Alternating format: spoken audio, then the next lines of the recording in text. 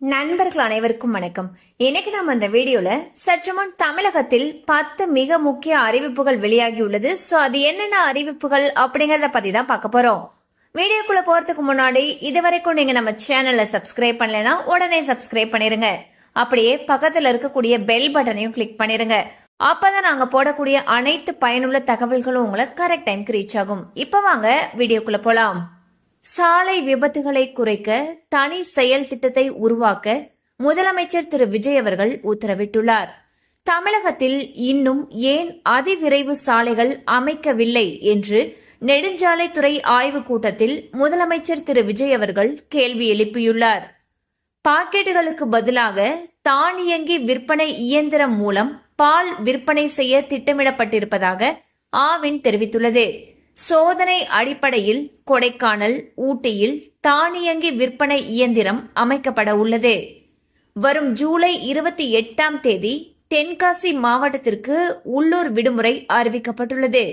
பிரசித்தி பெற்ற சங்கரன் கோவில், சங்கரன் நாராயணர் கோவில் ஆடித்த பசு விழாவை முன்னிட்டு உள்ளூர் விடுமுறை அளிக்கப்படுவதாக தெரிவிக்கப்பட்டுள்ளது.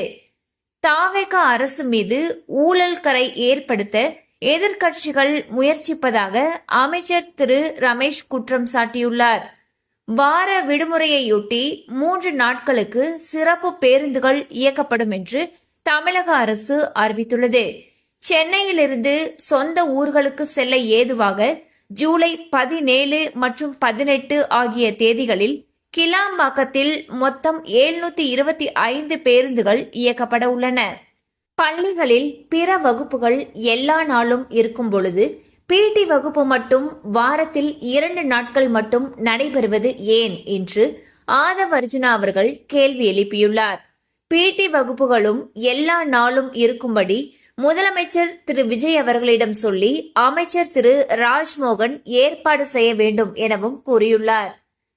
திமுக தற்பொழுது வரை ஆட்சியை கவிழ்க்கும் முயற்சியில் ஈடுபடுவதாக அமைச்சர் திரு சிடிஆர் நிர்மல்குமார் குற்றம் சாட்டியுள்ளார். பெண்களுக்கு எதிரான வன்முறை தடுப்பு சட்டத்தின் மூலம் பெண்களுக்கு தனி பாதுகாப்பை காவல்துறை மூலம் அரசு அளிக்கிறது. சென்னையில் மருத்துவ அலுவலர்களுடனான நிகழ்ச்சியில் பங்கேற்ற முதலமைச்சர் திரு விஜய் அவர்கள் பணி நியமன ஆணைகளை வழங்கினார். சுகாதார சேவைகளை ஆன்லைனில் எளிதாக பெற வழி செய்யக்கூடிய நலம் தமிழகம் என்ற இணையதளத்தை முதலமைச்சர் திரு விஜய் அவர்கள் தொடங்கி வைத்தார்.